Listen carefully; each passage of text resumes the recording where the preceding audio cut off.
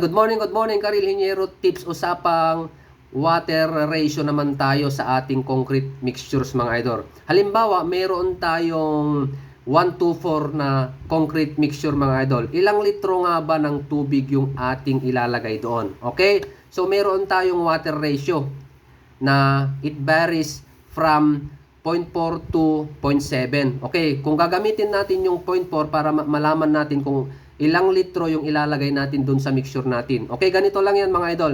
Yung 0.4 hanggang 0.7 nakasaad dyan sa libro mga idol. And ginagamit din yan ng mga taga DPWH. Meron silang blue books dyan. Okay, so example natin yung 0.4 na ratio. Ito ay constant mga idol. Okay, 0.4 times 40 kilograms of cement is equal to 16 liters. Okay, so 16 liters daw ang ilalagay nating tubig doon sa 1:4 na mixture natin na isang semento. Okay, kada isang semento, 16 liters. Pag nagdagdag ka, siyempre, magta-times to yon mga idol.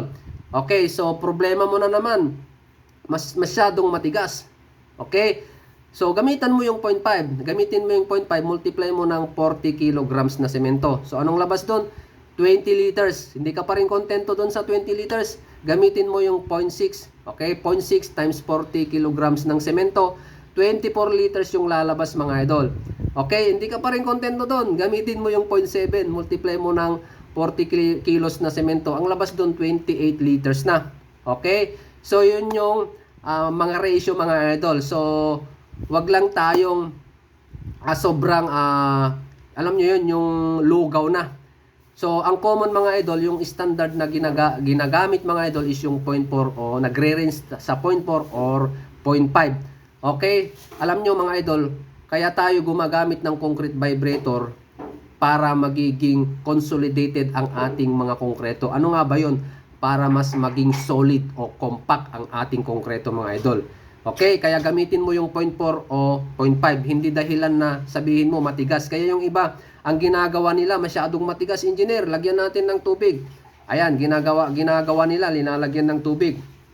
Okay, so alam nyo, may epekto yon sa konkreto mga idol. Kapag nasobrahan natin sa tubig ang ating mga konkreto, mas hindi niya ma-meet yung maximum compressive strength ng konkreto.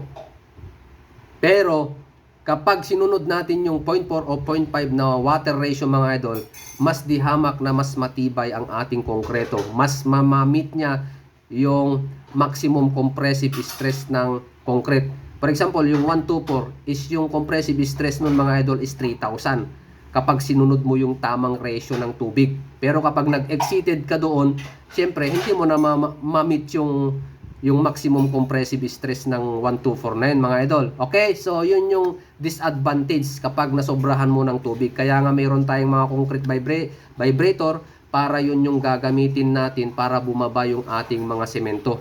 Okay, sana nagkaroon kayo ng idea. Share nyo to para sa madaming tips na ating gagawin. Thank you and God bless.